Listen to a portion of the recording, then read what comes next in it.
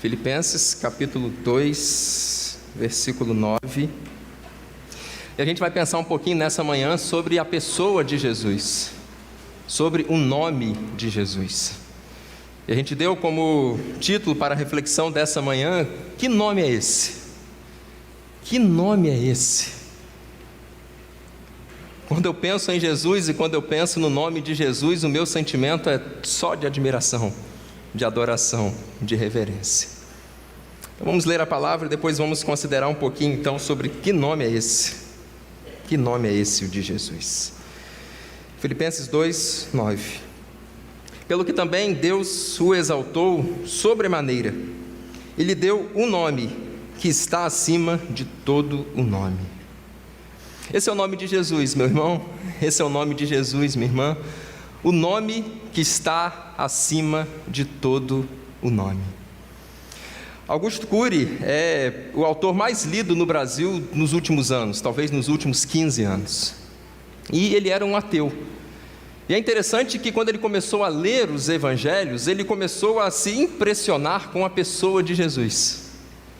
E o momento então em que ele deixou de ser ateu e se tornou um cristão muito convicto, e alguém que defende com argumentos e com uma grande inteligência a existência e a divindade de Jesus, ele disse o seguinte certa vez: se você juntasse as pessoas mais inteligentes e mais criativas que existem, colocassem todas numa sala e dissesse o seguinte: olha, vocês têm o objetivo, vocês têm a função de criar um personagem que seja, assim, o cara, um personagem especial, diferente, único de todos que já tivessem existido até agora. E ele diz que mesmo que se todas ou várias pessoas muito sábias, muito inteligentes, muito criativas, reunidas juntas para criar um personagem, elas não seriam capazes de criar, de inventar um personagem como Jesus. Ele arremata dizendo: essa é a maior prova de que Jesus é Deus, porque a melhor mente humana não poderia inventar para escrever na Bíblia as coisas que Jesus fez, as coisas que Jesus disse, a forma como Jesus agiu, a forma como Jesus reagiu. Enfim, Jesus é tão sensacional, tão incrível, tão impressionante, que ele não poderia ter sido inventado, mesmo pela melhor mente humana. Jesus é Deus, Jesus é soberano, Jesus é o nome que está acima de todo o nome. Jesus é a pessoa mais impressionante e mais importante da história.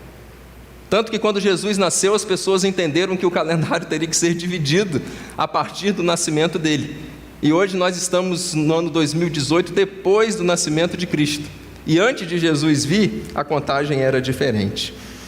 Quando a gente pensa em algumas qualidades, algumas atitudes que são favoráveis, que são bonitas, a gente encontra todas elas em Jesus o melhor exemplo.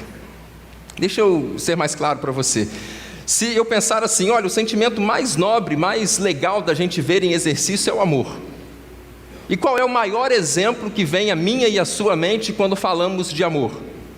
Jesus. A humildade é uma qualidade extraordinária e rara, diga-se de passagem. Mas qual é o melhor exemplo que nós temos para a humildade? Jesus. A obediência é uma coisa que todo mundo espera. O patrão espera do seu funcionário, os pais esperam dos seus filhos, a obediência, o respeito. E o melhor exemplo que existe de obediência é o próprio Jesus. Quando a gente pensa no perdão, quando a gente pensa na sabedoria e todas as outras qualidades que eu e você pararmos para pensar, nós encontraremos em Jesus o melhor exemplo dessas melhores qualidades que existem. Existiram e existem muitos reis, mas Jesus é o rei desses reis. Existiram e existem muitos senhores, mas Jesus é o Senhor desses senhores. Se na vida, para existir, para dar continuidade a ela, precisamos de alimento, Jesus se apresenta como o pão da vida. Se precisamos de água para viver, Jesus se apresenta como a água viva. E se precisamos da luz, o nosso mestre se apresenta como a luz do mundo. Se precisamos de alguém para cuidar da gente, Jesus se apresenta como o bom pastor. Se precisamos de uma saída, Jesus se apresenta como a porta. Se precisamos de um alimento, ele se apresenta como a videira verdadeira. Se precisamos de uma direção, Jesus se apresenta como caminho, como verdade, como vida. E precisamos de vida propriamente dita, Jesus se apresenta como a ressurreição e a vida. Jesus é aquele que um dia começou a minha fé e vai completá-la um dia. Jesus é aquele que é fiel para completar o bom trabalho que Ele começou. Jesus brilha como o sol da justiça e como a resplandecente estrela da manhã. Jesus é aquele que cumpriu as profecias e é o leão da tribo de Judá, é a raiz de Davi que venceu. Jesus é a imagem do Deus invisível, Ele é o primogênito de toda a criação e o primogênito de entre os mortos. Jesus é o cabeça da igreja, Ele é o eterno sumo sacerdote, Ele é o verbo, o Emanuel, Ele é o alfa, o ômega, o princípio e o fim. Jesus é aquele que era, é aquele que é aquele que há de vir. Jesus é aquele por meio de quem tudo foi feito por causa dEle, tudo foi feito por meio dEle e tudo foi feito para Ele, então toda a glória é dEle. Que nome é esse? Que pessoa é essa? Que Jesus é esse? Exatamente por ser esse homem incrível e maravilhoso é que Jesus tem um nome que é perfeitamente incrível e maravilhoso. Na sequência desse texto aqui que a gente leu, Paulo diz que diante de Jesus um dia todo joelho se dobrará. Todo joelho se dobrará diante de Jesus. Tem uma passagem que só João relata, quando Jesus estava sendo preso ali no Getsêmani, que toda vez que eu leio eu tenho que parar e ficar pensando na cena. E aliás, a melhor maneira da gente ler a Bíblia, especialmente uma narrativa, é a gente ler se colocando naquela situação e imaginando perfeitamente tudo que está sendo descrito ali. Pois bem, João diz que Jesus estava lá no Getsêmani com os seus discípulos e daí a pouco chega Judas trazendo uma multidão de soldados, bem armados, preparados, valentões para prender Jesus. E o texto diz o seguinte: assim que aqueles homens chegam, Jesus se adianta e fala assim: quem que vocês estão procurando? E eles respondem: procuramos a Jesus o Nazareno. E aí Jesus responde o seguinte: sou eu. E João diz, sabe o quê? Que quando Jesus falou assim, sou eu, aqueles soldados armados, valentões, corajosos, fortes, recuaram e se ajoelharam. Você já tinha reparado isso? No Getsêmani, os soldados, quando foram prender Jesus, quando ele disse, sou eu, aqueles homens sentiram uma presença, aqueles homens perceberam a autoridade, aqueles homens tremeram diante do homem Jesus. E aqueles soldados lá do templo recuaram, dobraram os seus joelhos. E depois continuou o texto, essa referência que eu acabei de citar está em João 14, de 4 a 6. E logo na sequência desse texto aqui é dito que também toda língua vai confessar que Jesus é o Senhor. Toda língua vai confessar. E eu fico lembrando de pouco tempo depois dessa cena que mencionamos aqui, Jesus lá na cruz. E quando Jesus morre, a natureza se manifesta. E aí começa a haver terremoto, o céu se escurece, nuvens muito densas. E o homem que estava comandando aquela crucificação e morte de Jesus, um centurião romano, quando vê Jesus entregando o seu espírito finalmente, aquele homem bate no peito e confessa. Ele diz, verdadeiramente esse homem era o Filho de Deus. Meu irmão, o dia que Jesus voltar entre as nuvens com os seus santos anjos, com poder e grande glória, vai ser irresistível. E pode ser um ateu, pode ser um incrédulo, pode ser um delinquente, pode ser um malvado, pode ser quem for. Todo o joelho vai se dobrar diante de Jesus. E toda língua, mesmo que não seja intencional ou programado por aquele indivíduo, ele vai ser obrigado a declarar, ele vai se render. Jesus Cristo é o Senhor. Jesus Cristo é o Senhor. Toda língua vai confessar e todo joelho se dobrará, inevitavelmente, diante dele. Que nome é esse? Que homem é esse? Jesus é o nosso Salvador. O nome de Jesus tem sido aguardado desde o Éden e tem sido profetizado desde muito tempo antes dele nascer. O profeta Isaías, 700 anos mais ou menos antes de Jesus nascer, e 700 anos é muito tempo. O nosso país não tem nem isso de descoberto, né? O Brasil tem 518 anos, então antes do Brasil ser descoberto, 700 anos antes, é muito tempo, Isaías profetizou em relação a Jesus e disse lá em Isaías 9:6, porque o menino nos nasceu, um filho se nos deu e o principado está sobre os seus ombros, e o seu nome, o nome desse Jesus que virá, será maravilhoso conselheiro, Deus forte, Pai da eternidade e príncipe da paz. E com essa profecia, Isaías mostra para a gente que Jesus é tudo aquilo que nós precisamos para a nossa vida. Porque a nossa vida, ela precisa corresponder ou satisfazer algumas perguntas que todos nós fazemos. As perguntas de onde nós viemos, o que estamos fazendo aqui, para onde vamos, elas só são respondidas em Jesus. A vida é às vezes muito confusa, acontecem coisas que a gente não consegue explicar, não pode explicar, porque são mesmo mistérios de Deus. E para uma vida confusa e cheia de perguntas, nós precisamos de Jesus, porque Ele é maravilhoso conselheiro. Mas a gente sabe que a nossa vida também é muito fraca. Às vezes um vírus, uma bactéria, seres invisíveis a olho nu, entram no nosso organismo, causam uma doença e muitas vezes trazem até a morte. Às vezes uma queda de mau jeito, dependendo de como se cai, dependendo de que parte do corpo se bate no chão, a pessoa morre. A vida é muito fraca, muito frágil. E para uma vida fraca a gente precisa de um Deus forte. A nossa vida é também muito passageira, muito rapidinha. Mesmo que o sujeito viva 80, 90 anos, a sensação que ele tem quando a gente conversa com essas pessoas é que a vida voou. A vida voou, passou muito rápido. Pois é, para uma vida que passa muito rápido, a gente precisa de Jesus, porque Ele é Pai da eternidade. E a eternidade está além do tempo. E não tem essa coisa de rapidinho diante da eternidade. E a nossa vida é também cheia de tribulações, de sofrimentos, de dores e de tristezas. E por isso mesmo nós precisamos de Jesus, porque Ele é príncipe da paz. A vida tem perguntas, Jesus é maravilhoso conselheiro. A vida é fraca, Jesus é Deus forte. A vida é breve, Jesus é Pai da eternidade. E a vida é sofrida, e Jesus é príncipe da paz. Percebe como precisamos dEle? Percebe como não podemos viver sem Ele? Uma das coisas mais importantes da nossa vida, uns recursos que a gente precisa utilizar diariamente, na verdade, é a oração. É uma coisa sensacional que Deus colocou à nossa disposição, a oração.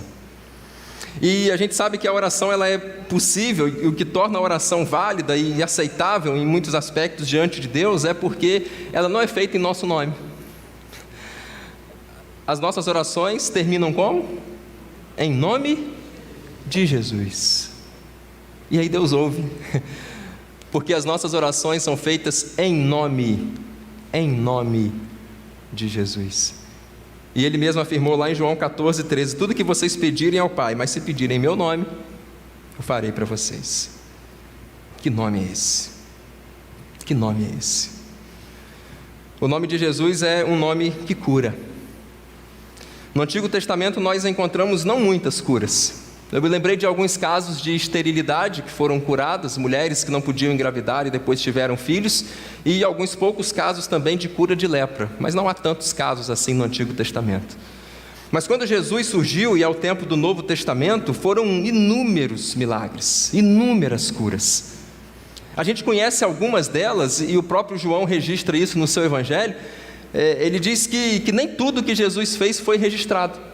Porque se tudo que Jesus realizou fosse escrito no livro, no mundo não teria espaço para conter tanto livro para escrever o tanto que Jesus fez. Então nós conhecemos às vezes a cura de um paralítico, a cura de um cego, a cura de um leproso, mas há outros textos assim que colocam em um versículo apenas. E Jesus chegou em determinada região e toda a cidade trouxe os seus enfermos a Jesus e Ele curou a todos. Versículos assim em Mateus, versículos assim em Marcos, né? Jesus curou a todos. Quantos? Dezenas, centenas, talvez até milhares de pessoas, quem sabe Jesus tenha curado. A gente conhece só alguns casos. E João registra também no seu Evangelho, lá no finalzinho, o seguinte: olha, a gente escreveu algumas coisas porque o que a gente escreveu já é suficiente para que todo mundo creia que Jesus é o Filho de Deus e para que, crendo nele, a gente tenha vida em seu nome. A gente tenha vida em seu nome. E Jesus realizou milagres porque estava profetizado pelo próprio Isaías também, o Jesus que é o Jesus que cura. Lá em Isaías 53 diz que Ele tomou sobre si as nossas enfermidades e as nossas dores Ele levou sobre si. E depois que Jesus morreu, ressuscitou, voltou aos céus, o nome de Jesus continuou curando. O nome de Jesus continua curando hoje. Existem casos, existem experiências minhas e suas. Na minha família, por exemplo, eu tenho experiências de tumores, de enfermidades graves que foram curadas por Jesus, no nome dele, por meio da oração. Porque Jesus cura, porque o nome de Jesus cura. Quando Pedro e João, logo no comecinho de Atos, capítulo 3, eles foram ao templo para orar, e aí chegando ali tinha um paralítico, que estava sempre, na verdade, na porta do templo pedindo esmolas. E quando Pedro e João passaram por ele, eles disseram: olha, meu amigo, nós não temos prata e nem ouro, mas o que nós temos, nós vamos te dar. Em nome de Jesus, levanta e anda. E aquele homem levantou carregando a sua maca, e o pessoal ficou impressionado: como pode isso? E alguém disse sobre esse texto certa vez o seguinte: Pedro e João disseram: nós não temos prata e nem ouro, mas nós temos o nome de Jesus. E parece que a gente vive um tempo muito estranho na igreja, porque a igreja de Cristo hoje pode dizer: nós temos prata e ouro, mas não consegue dizer: em nome de Jesus, levanta e anda. Misericórdia. A gente tem prata e tem ouro, mas parece que a gente perdeu a fé. Parece que a presença de Jesus a gente esqueceu, ou não se liga na realidade do que a presença de Jesus pode fazer. Ou quem sabe a gente tenha perdido o amor pela necessidade do próximo, a dor do próximo não nos incomode tanto, e a gente passa dia e noite por ele e nem se preocupa e nem se importa em ajudá-lo de alguma forma. Nem sempre Jesus cura, é verdade. Existem cristãos que creem em Deus, depositam a sua fé em Jesus e tudo mais, mas morrem por conta de uma enfermidade. Isso acontece. Mas todas as vezes que há uma cura, é Jesus quem faz. Então nem sempre existe cura, nem sempre há cura numa situação ou outra. Mas todas as vezes que há cura, foi o nome de Jesus que fez. Ou Jesus usa o recurso dos remédios, usa o recurso de uma cirurgia, de um tratamento, de um médico, ou Jesus faz de maneira miraculosa mesmo, sozinha, imediata e instantânea. O fato é que a primeira coisa que a gente deve fazer quando estamos enfermos é invocar o nome de Jesus. A primeira coisa que a gente precisa fazer. Depois ir ao médico, depois recorrer a uma situação ou outra, com certeza, precisamos fazer. Mas a primeira coisa é invocar o nome de Jesus. Porque se a gente invocar o nome de Jesus logo em primeiro lugar, pode ser que não precise de mais nada. Porque de primeira coisa pode se tornar a única. Porque o nome de Jesus cura.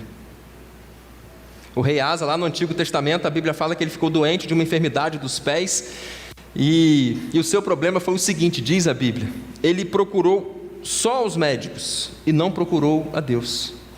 E Deus ficou triste com isso. E Deus disse: puxa, está certo, você pode procurar os médicos, mas você tinha que ter me procurado também. E a Bíblia fala que porque o rei Asa procurou só os médicos e não procurou a Deus, que ele morreu daquela enfermidade.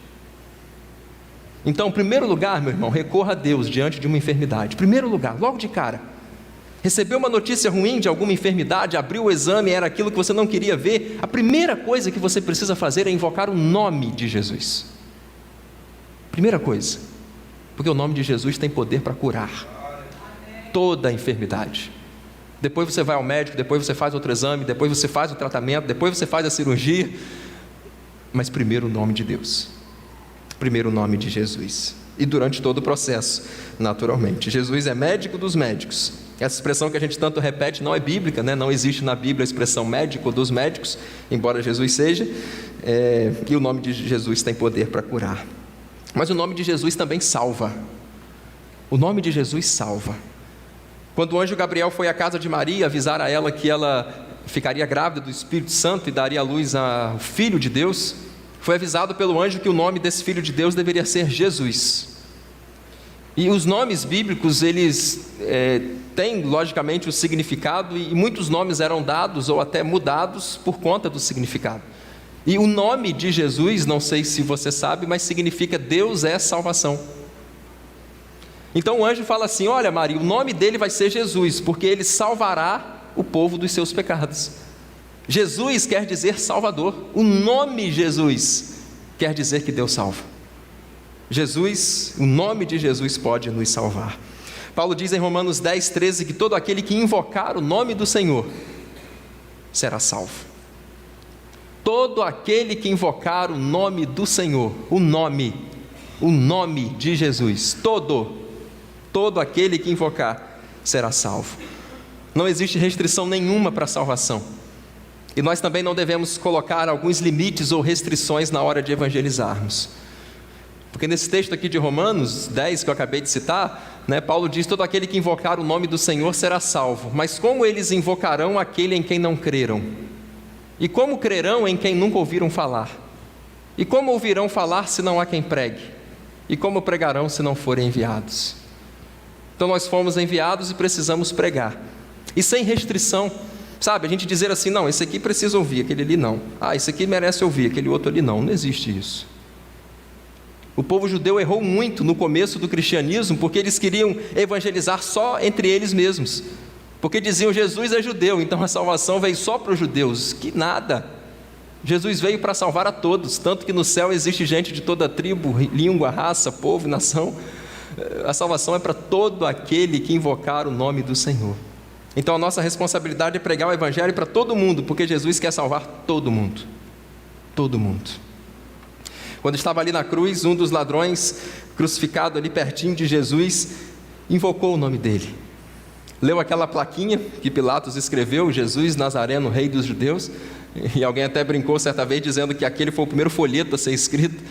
Pilatos não sabia, mas estava escrevendo um folheto evangelístico ali, porque o ladrão da cruz leu: Jesus Nazareno, Rei dos Judeus. Se é rei, então tem reino. E aí a fala do ladrão é: Jesus, lembra-te de mim quando entrares no teu reino.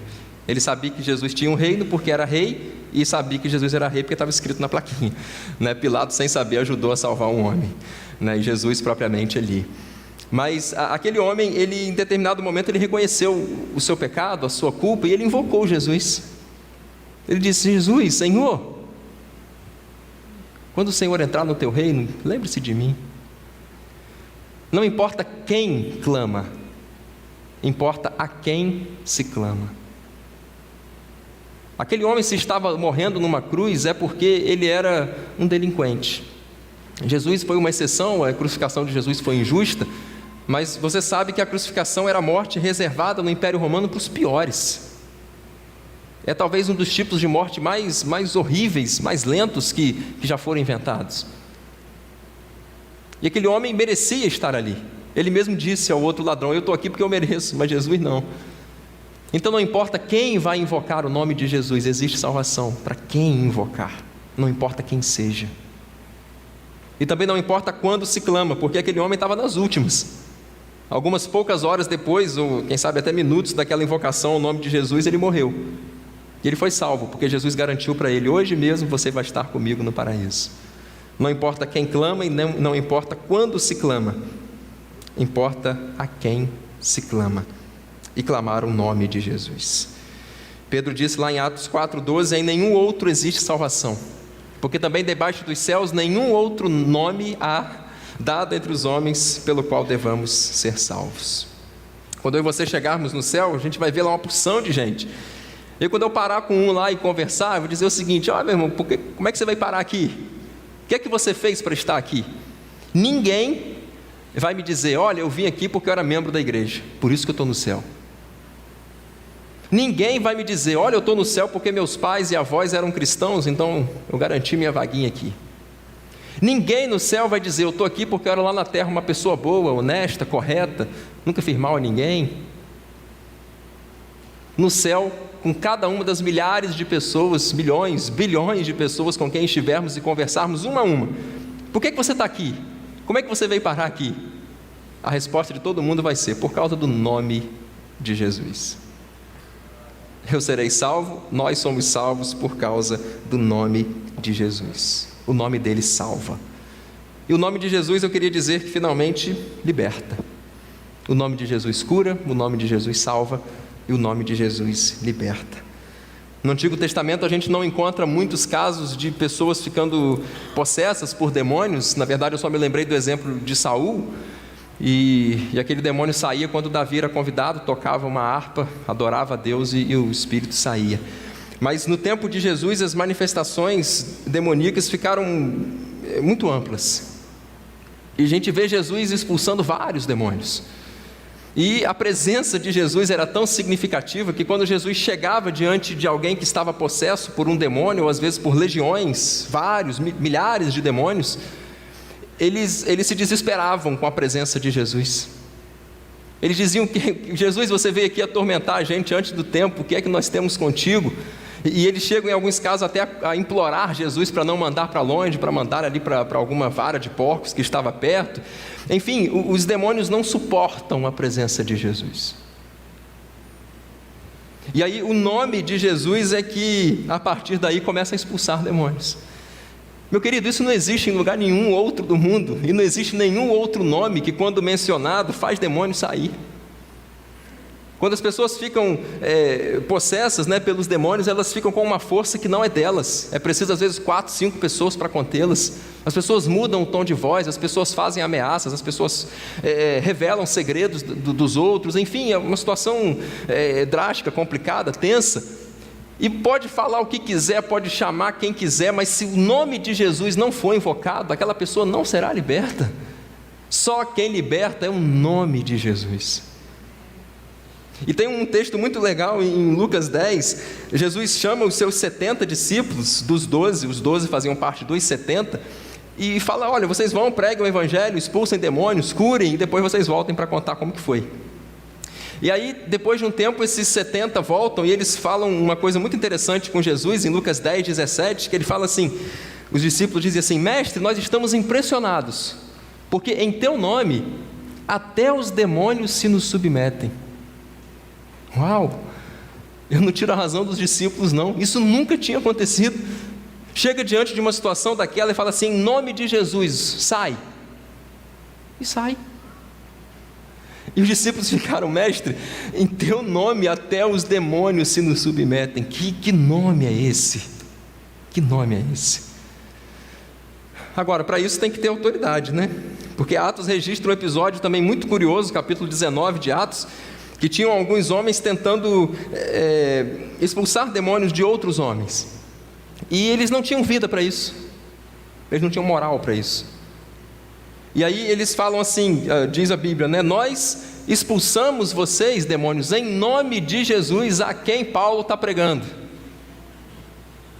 E aí não sei se você conhece esse texto, mas os demônios respondem, nós sabemos quem é Jesus e conhecemos Paulo, mas vocês são quem? E partem para cima daqueles homens, batem neles, arrancam as suas roupas, e eles vão embora nus, machucados e constrangidos, porque não tiveram autoridade para expulsar demônios no nome de Jesus. Então eu quero dizer o seguinte, se você falar do nome de Jesus, a gente só tem autoridade para falar do nome dele se a gente viver ele.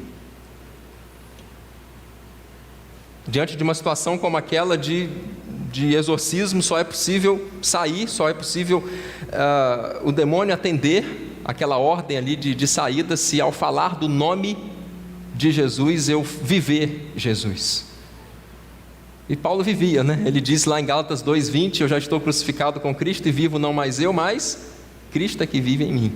E é por isso que Paulo conseguiu fazer isso tantas vezes. Nós não somos pários para os demônios, mas Jesus é.